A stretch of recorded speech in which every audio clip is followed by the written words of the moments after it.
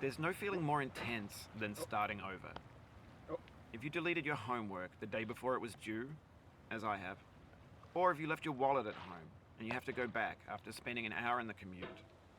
If you won some money at the casino and then put all your winnings on red but it came up black. If you got your best shirt dry cleaned before a wedding and then immediately dropped food on it. If you won an argument with a friend and then later discovered that they just returned to their original view. Starting over is harder than starting up. If you're not ready for that, like if you've already had a bad day, then what you're about to go through might be too much. Feel free to go away and come back. I'll be here. Alright, thanks for coming with me on this trip. I'll understand if you have to take a break at any point. Just find a safe place to stop and quit the game. And don't worry, I'll save your progress, always, even your mistakes. This game is a homage to a free game that came out in 2002, titled Sexy Hiking. The author of that game was Jazuo, a mysterious Czech designer who was known at the time as the father of B games. And B games are rough assemblages of found objects. Designers slap them together very quickly and freely, and they're often too rough and unfriendly to gain much of a following. They're built more for the joy of building them than as polished products. In a certain way, Sexy Hiking is the perfect embodiment of a B game. It's built almost entirely out of found and recycled parts, and it's one of the most unusual and unfriendly games of its time. In it, your task is simply to drag yourself up a mountain with a hammer. And that act of climbing, in the digital world or in real life, has certain essential properties that give the game its flavor. No amount of forward progress is guaranteed. Some cliffs are too sheer or too slippery. And the player is constantly, unremittingly in danger of falling and losing everything. Anyway, when you start Sexy Hiking, you're standing next to this dead tree that blocks the way to the entire rest of the game. It might take you an hour to get over that tree, and a lot of people never got past it. You prod and you poke at it, exploring the limits of your reach and your strength, trying to find a way up and over. And there's a sense of truth in that lack of compromise. Most obstacles in video game worlds are fake. You can be completely confident in your ability to get through them once you have the correct method or the correct equipment or just by spending enough time. In that sense, every pixelated obstacle in Sexy Hiking is real. The obstacles in Sexy Hiking are unyielding, and that makes the game uniquely frustrating. But I'm not sure Jazuo intended to make a frustrating game. The frustration is just essential to the act of climbing, and it's authentic to the process of building a game about climbing. A funny thing happened to me as I was building this mountain. I'd have an idea for a new obstacle, and I'd build it, test it, and it would usually turn out to be unreasonably hard. But I couldn't bring myself to make it easier. It already felt like my inability to get past the new obstacle was my fault as a player rather than as a builder. Imaginary mountains build themselves from our efforts to climb them, and it's our repeated attempts to reach the summit that turns those mountains into something real. When you're building a video game world, you're building with ideas, and that can be like working with quickset cement. You mold your ideas into a certain shape that can be played with, and in the process of playing with them, they begin to harden and set until they're immutable, like rock. And at that point, you can't change the world. Not without breaking it into pieces and starting fresh with new ideas. For years now, people have been predicting that games would soon be made out of prefabricated objects, bought in a store and assembled into a world. And for the most part, that hasn't happened, because the objects in the stores are trash.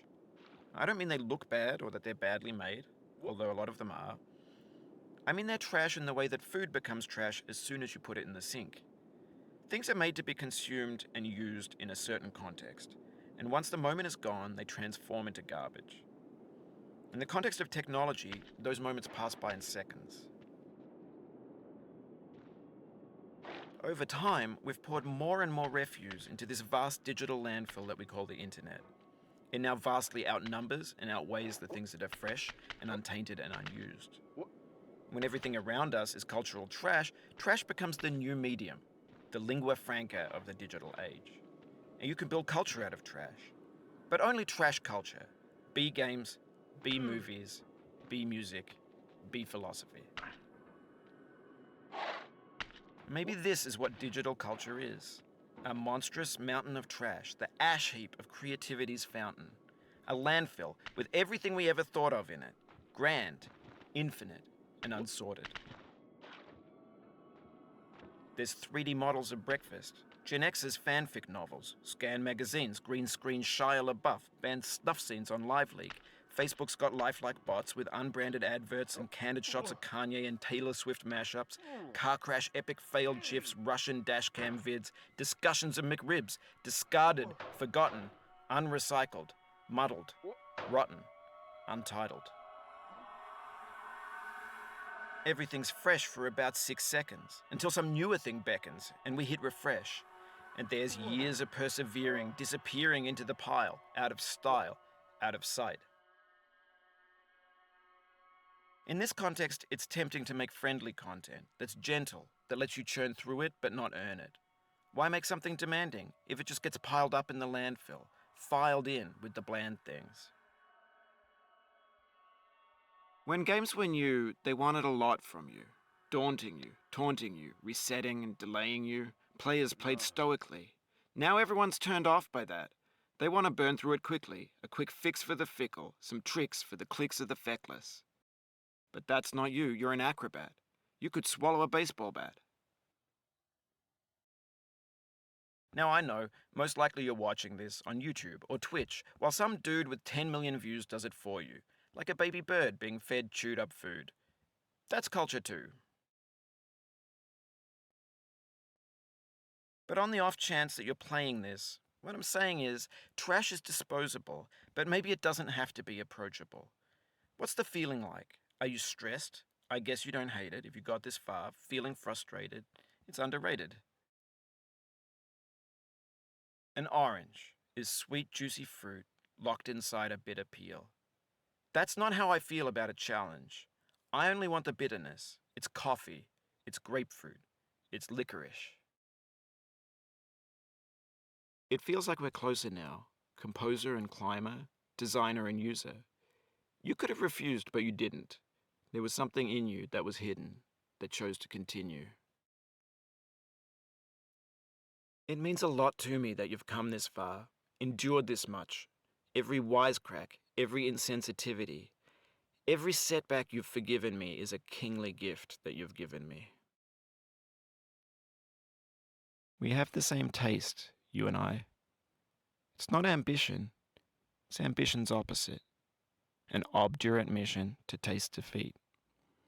You'll feel bad if you win, so I put this snake in for you. Have you thought about who you are in this? Are you the man in the pot, Diogenes? Are you his hand? Are you the top of his hammer? I think not. Where your hand moves, the hammer may not follow, nor the man, nor the man's hand. In this you're his will, his intent, the embodied resolve in his uphill ascent. Now, you've conquered the ice cliff, the platforms, the church and the rectory, the living room and the factory, the playground, the construction site, the granite rocks and the lakeside. You've learned to hike. There's no way left to go but up, and in a moment I'll shut up. But let me say, I'm glad you came. I dedicate this game to you, the one who came this far. I give it to you.